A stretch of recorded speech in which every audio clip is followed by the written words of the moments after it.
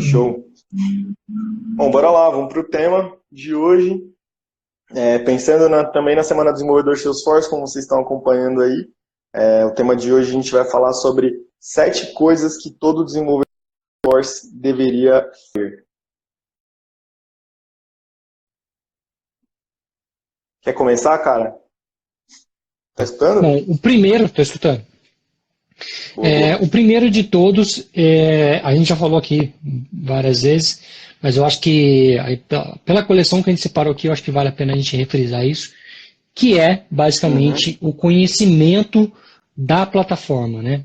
Todo bom developer, quando ele quer começar com developer, ele tem que ter um conhecimento da plataforma. Não adianta você ter anos de experiência em Java, anos de experiência em outra linguagem e chegar no mundo Salesforce achando que você vai conseguir desenvolver em Salesforce sem ter o conhecimento da plataforma. Tá? É óbvio que se você tem esses conhecimentos, você vai ter sim uma curva menor do que outras pessoas, porque você já vai ter conhecimento da linguagem, você já vai ter conhecimento de sintaxe, né? Mas você ter conhecimento da plataforma, ou seja, se você hoje já utiliza a plataforma Salesforce como administrador, você já está na frente de alguns developers, né? Sim. De quem está começando a desenvolver. Eu acho então, tem um ponto interessante nesse primeiro ponto, que é, para você começar a desenvolver em Salesforce, a gente acha que necessariamente você tem que ter o conhecimento da plataforma. Só que você não precisa necessariamente ter conhecimento de desenvolvimento, assim. Lógico, você tem que ter conceitos básicos de desenvolvimento, mas você não precisa ser um cara que sai desenvolvendo, não necessariamente. Mas você precisa sim conhecer da plataforma. Então, é mais primordial que você conheça da plataforma para ser um desenvolvedor. Digamos assim. O próximo ponto, também bem focado em desenvolvimento agora, é a parte de front-end, né? Salesforce, ela é uma linguagem baseada em web, né? Ou seja, você tem que fazer HTML, você tem que saber HTML, CSS, JavaScript, né?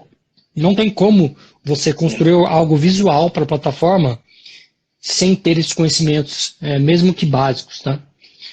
Quando você fala em desenvolvimento, tá? Óbvio que você pode virar e falar, mas eu posso fazer um flow e eu não vou precisar saber disso. Correto, você não vai precisar saber. Mas se você vai ser um developer, você provavelmente vai ter que criar Visual Force, você provavelmente vai ter que criar componentes. Então, quando a gente fala em desenvolvimento, né, no que se refere a um desenvolvedor, saber HTML, CSS e JavaScript é fundamental. Não tem como você fugir disso. Tá? E por isso que a gente vai fazer um módulo aqui exclusivo, vai inclusive ficar gratuito para todo mundo, depois do lançamento do próximo curso, que será conceitos básicos de programação e conceitos básicos de internet, onde a gente vai abordar exatamente isso. Sim.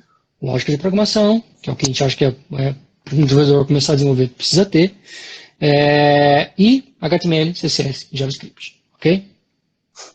Sim, não adianta fugir desses Não caras, principalmente, assim, posso até citar um caso meu. Eu não sou muito fã de CSS, não sou o cara mais fã de CSS. Principalmente antes, isso melhorou muito depois que eu comecei a desenvolver na ferramenta, mas principalmente antes eu não gostava de CSS muito não, achava bem chato. Mas, assim, conforme eu fui desenvolvendo, pegando demandas e fazendo CSS, virou uma coisa teoricamente fácil, né? Teoricamente a parte mais fácil de desenvolver, né? Então, não consegui fugir disso e provavelmente ninguém vai conseguir. E a Salesforce, para quem não conhece, a Salesforce tem um framework chamado Lightning Design System, que ele te ajuda com algumas coisas já prontas, né? Então, você não precisa pensar em que classe eu tenho que usar, com que estilo, com que tamanho de fonte, com que isso, com tudo aquilo. Não, ela já pensou num padrão, já tem um padrão definido, e com simplesmente nome de classe que você coloca nos seus objetos, você consegue ter um look and feel similar, se não o mesmo que você tem dentro da plataforma, né? Então, também eu encaixaria esse front-end um conhecimento de Lightning Design System. Boa. Próximo. O próximo tópico, você me escuta bem? Sim. Beleza. O próximo tópico é back-end. Aí acho que a maioria dos developers que vem em desenvolvimento e tudo mais vão, pô, back-end, show de bola. Só que a gente conhece bastante gente que não vem, por exemplo, vem de linguagem web, vem mais de front-end e tudo mais. E para trabalhar com Salesforce, você necessariamente precisa saber sobre o back-end. Então, é um conhecimento que é até um pouco assim simples, né, da gente falar, mas que às vezes a gente encontra alguém que queira fugir também disso, que pense, não, dá para enganar aqui fazendo uma Visual Force, dá para fazer tipo, vou jogar um Apex, jogo uma lista toda ferrada lá e trato lá no meu front. Enfim, você não vai conseguir fugir também do back-end. Então, é um conhecimento que Apex, SOQL, todas as coisas por trás aí do front, você vai ter que saber, principalmente para fazer quando você vai para Aura, para Lightning Web Component, porque tem muito apoio do back-end, né, no desenvolvimento de componente. Então é uma coisa eu já trabalhei com um rapaz que ele tinha muito conhecimento de front-end e ele fazia pouca coisa no back-end e mais coisas no front-end, né? Isso tem dois pesos e duas medidas, obviamente, né? Quando você começa a ter muita coisa no seu front, muita lógica pesada dentro do seu front, você acaba que perde performance com isso, né? Porque quando você tem um servidor processando uma quantidade de dados e devolvendo somente o dado que de fato interessa para o front-end, isso é muito mais rápido do que quando você leva um caminhão de dados para o front-end e trata tudo isso no front-end, faz processamento no front-end, né? Então, eu já vi projetos assim, já trabalhei com um rapaz que fazia projeto dessa forma. E qual que eram os dois pesos e medidas? Tinha sua vantagem, né, que você tratava tudo num lugar só. Por outro lado, a manutenção era muito mais difícil, cobertura de teste era muito mais difícil. Então tinha todos esses cenários que, por mais que seja um bom front-end, se você não souber fazer coisas básicas no back-end, você pode acabar comprometendo um projeto, né? Então tem que ter essa dosagem, tem que ser bom em back-end, tem que ser bom em front-end. Não precisa ser o melhor front-end do mundo, não precisa ser o melhor back-end do mundo. Mas você tem que saber dosar. Não adianta você ser assim ou você ser assim, né? É melhor que você seja mediano nas duas do que assim, entendeu? Essa é a minha visão. Isso aí. E o próximo vem um pouco de conjunto, que a gente está falando de back-end. Quando a gente fala de back-end, vem justamente o que eu acabei de falar. Testes, né? A gente vai ter um tema bem legal na próxima aula das semanas do Salesforce, que o Lucas vai abordar bastante sobre testes. Eu estava editando agora o material e tenho que falar para vocês que está de tirar o chapéu. E testes, voltando agora para a live, testes é algo primordial para o mundo Salesforce, né? Não conseguimos seguir com um desenvolvimento em Salesforce se não tendo cobertura de testes, né? Existem metodologias de testes e o Lucas vai abordar isso, mas o ponto que eu queria trazer aqui testes é importante. O developer tem que saber fazer teste. Inclusive, a maioria dos developers que começam a desenvolver comigo, começa como? Fala aí, Arthur. Como é que você começou comigo? Cara, eu comecei com Excel que tinha uns... Fernando mandou um Excel no e-mail que tinha mais ou menos umas 100 classes de testes para fazer, todas sem cobertura e todas com a situação de cobertura desconhecida. Então, tive que penei, cara, o famoso corno job. Mas foi show de bola para você entender, porque não tem como você fazer uma classe de teste sem entender o que está acontecendo no código, né? Eu penso assim, quando a gente pega esse cenário que nem eu coloquei o Arthur, na verdade foi o Arthur e um outro rapaz que provavelmente vocês vão conhecer na sexta-feira, que é o Leandro Tiedemann, eles entraram na mesma situação, um projeto que estava em estado de caos e que existia praticamente zero de cobertura. O Gabriel também é um cara que começou assim, né? E por que eu gosto de pegar desenvolvedores novos e colocar para fazer classe de teste? Porque você é obrigado a entender a lógica de programação que alguém fez para poder fazer a cobertura de teste, né? Não é o melhor dos mundos, confesso, não é o melhor dos mundos, porque se a gente está fazendo dessa forma, o teste já começou errado, o desenvolvimento já começou errado, né? E vocês vão ver isso amanhã, na aula de amanhã, o que eu estou falando.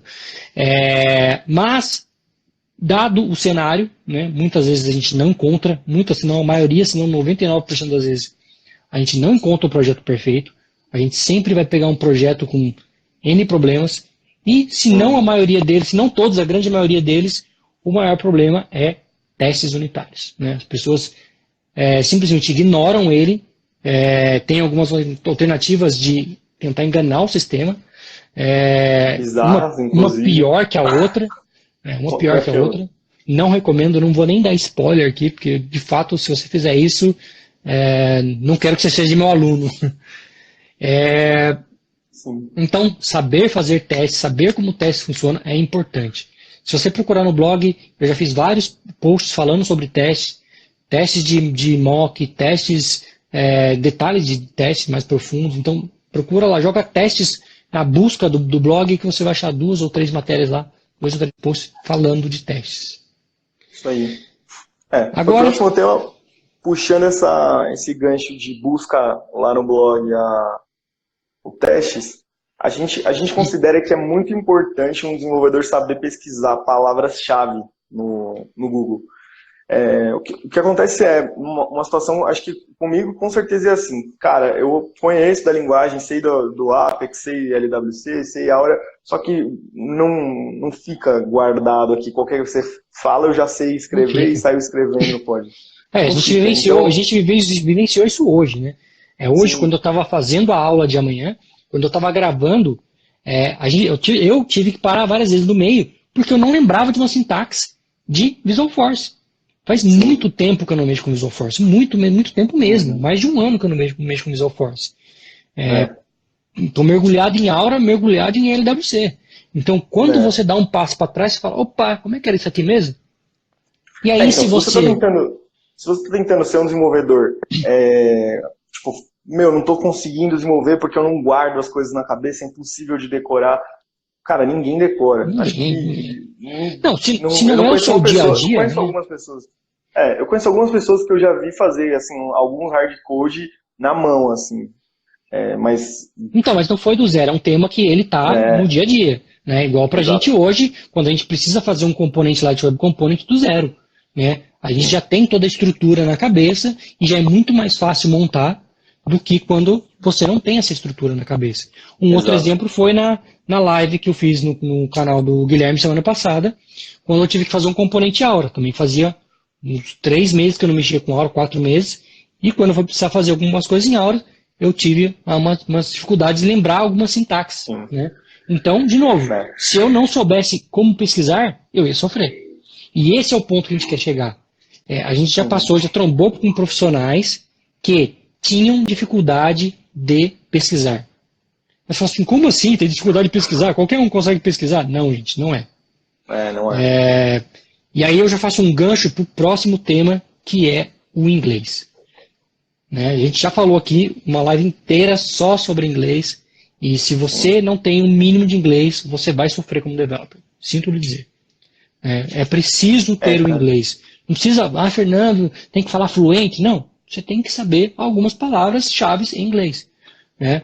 Não adianta você pesquisar como fazer blá blá blá blá blá em Apex. Você vai chegar em resultados que não vai te levar a lugar nenhum. Né? Diferente de você jogar palavras-chave. Salesforce, input, Apex. Provavelmente o primeiro, o segundo, o terceiro link vai ser a resposta que você quer. Né? Então, a palavra-chave é o que há. Né? Não adianta você tentar explicar para o Google, olha, Google, eu quero saber. Não adianta, não é isso que vai te trazer o resultado. Né? Não é o contexto, não adianta você explicar o contexto para o Google. Para o Google são palavras-chave.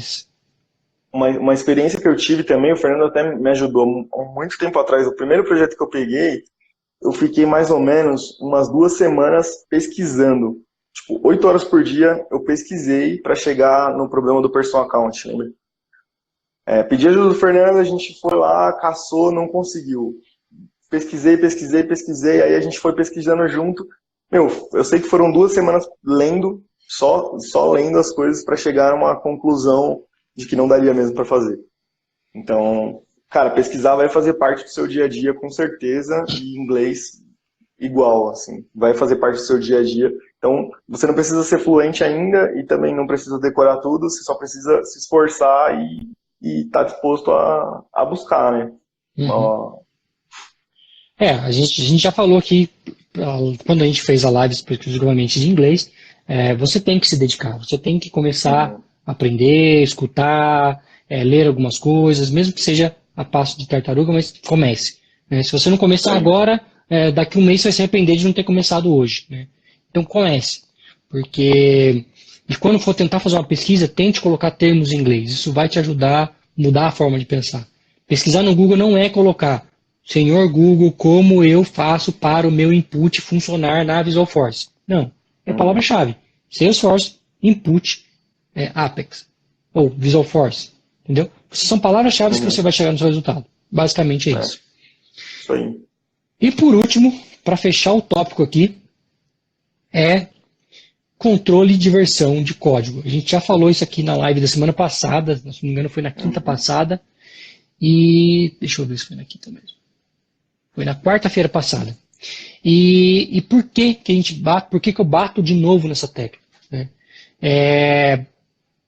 Para um desenvolvedor, seja ele sozinho ou seja ele num time, se você não tem controle do seu código, se você não tem controle de quem alterou o que e por que alterou o que, mais cedo ou mais tarde você vai esbarrar em problemas bestas. Gigantes. Eu vou dar um exemplo de um projeto que eu e o Arthur estamos atuando, e dado um certo momento, alguém pediu para simplesmente remover o campo CPF da tela. Você fala, mas Fernando, qual que é o problema de remover o campo CPF da tela? Acontece que depois que você clicava em salvar, tudo era feito com base no CPF. O que ele fazia? Ia lá, pegava a pessoa com aquele CPF, se a pessoa existia, ele atualizava aquela pessoa. Se ela não existia, ele criava um novo. Só que acontece que existia um cadastro dentro da base, na verdade, milhares de cadastros dentro da base, que não tinha CPF. Então, quando vinha o próximo cliente que não tinha CPF, ao invés de ele criar um novo, ele simplesmente pegava qualquer Zé Ninguém, colocava ali, atualizava os dados em cima dele e salvava. Né? Já era. Então, demorou o quê? Alguns minutos para analisar o código. O problema ficou por um mês. A gente perdeu alguns minutos ali analisando o código. Só que quem mandou fazer? Por que foi feito? O que aconteceu nesse meio de caminho? Sim.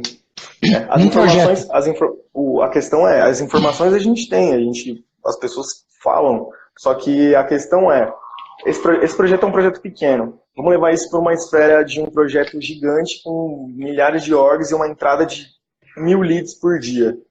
Cara, ia ser um rombo gigantesco que ia se perder por conta de controle de versão.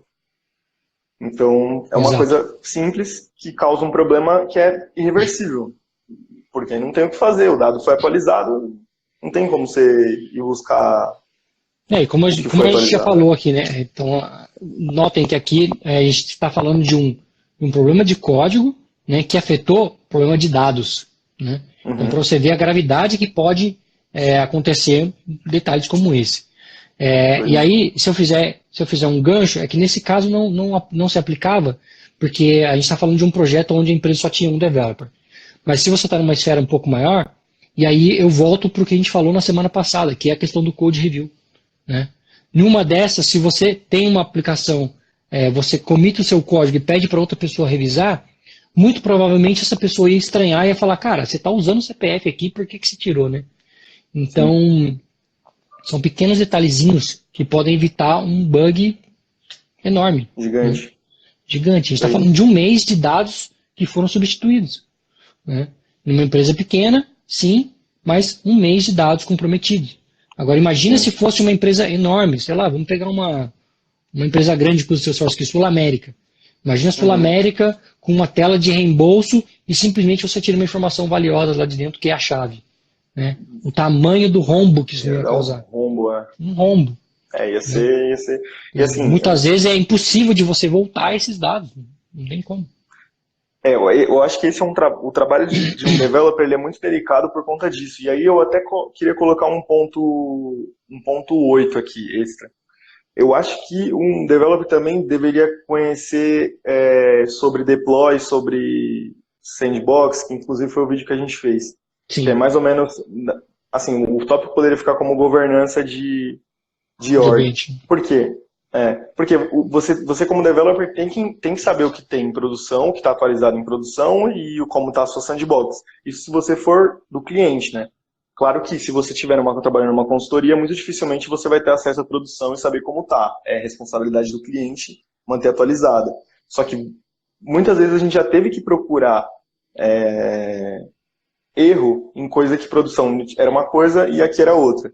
E aí você tem que ter uma noção de orgs, né? Porque o erro e tudo mais. Porque isso também é uma coisa que você vai ter muito no seu dia a dia como developer.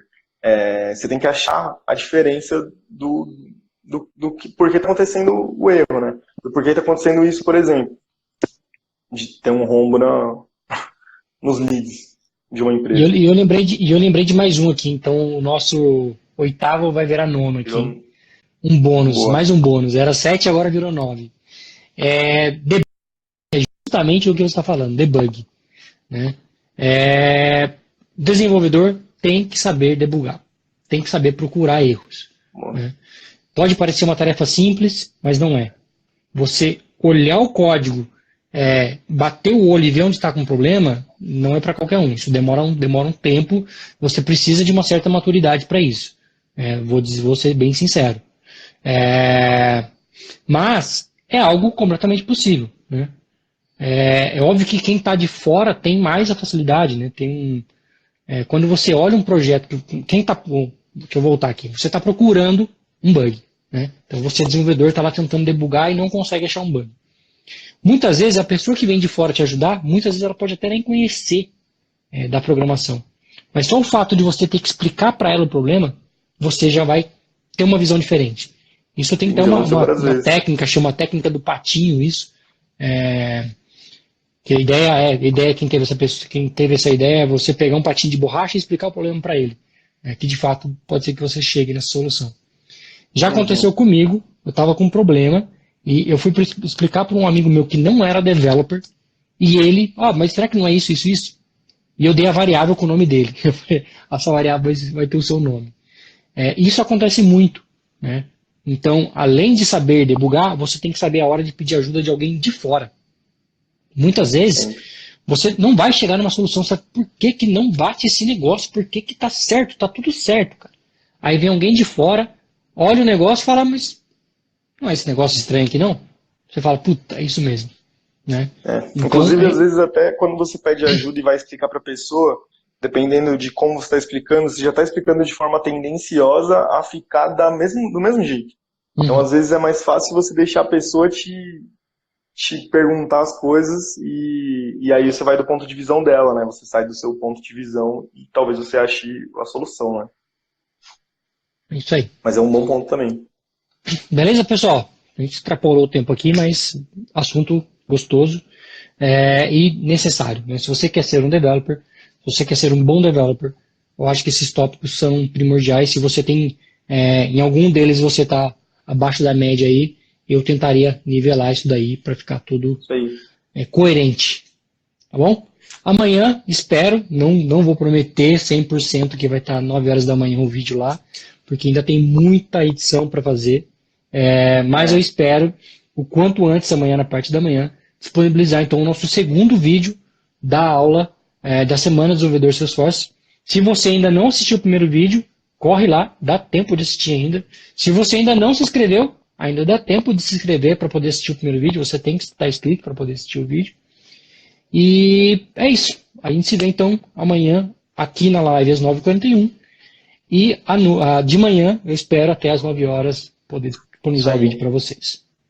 Um forte abraço. Tchau, tchau. Falou, galera.